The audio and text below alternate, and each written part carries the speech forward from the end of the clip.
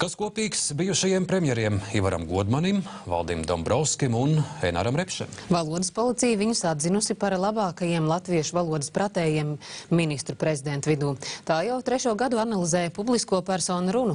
Lai gan premjerministru sniegums nav spīdošs, valodas speciālisti uzsver, viņi ir mūsu sabiedrības atspulgs.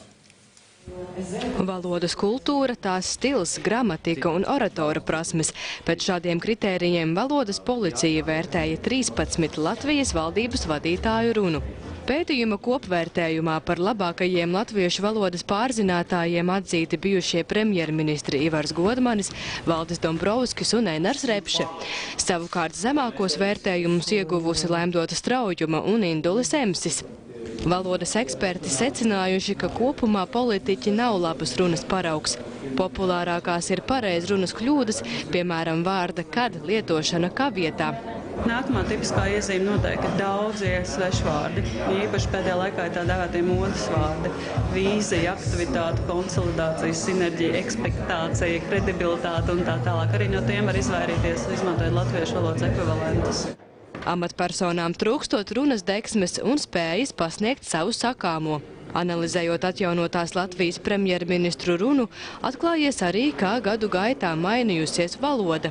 90. gadu sākums mūsu valodā dominē rusismi, kalki un šodienas valoda. Ja? Šodienas angļu valodas mantojums latviešu valodā. Pētnieki novērojuši, ka valda vispārēja pielaidība pret kļūdām politiķu runās. Turklāt par nožēlu secināts, ka augstākā izglītība Latvijā negarantē izkoptu valodu. Oksfordas universitātes beidzējs, viņam valoda vairs nav problēma. Viņš runā literārā angļu valodā. Un iedomāties, ka juristi, politiķi, pazīstami žurnālisti varētu pieļaut kaut kādas kļūdas, tas ir vispār, tas ietilpst viņu darba, prasmi, visos tajos pienākumos.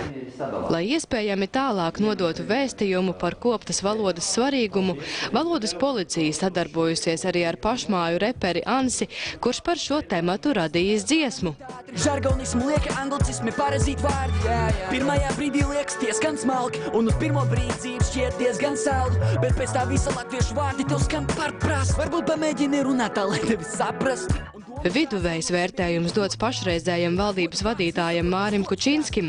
Eksperti viņam iesaka atteikties no vispārīgām frāzēm un pilnveidot prasmi atbildēt uz negaidītiem jautājumiem. Savukārt labākie valodas lietpratēji bijušie premjeri neatsaucās aicinājumam ierasties uz atzinības balvu pasniegšanu, tāpēc tās tiks nosūtītas pa pastu. Ilze Vēbere, Andrejs Kangals, TV3 ziņas.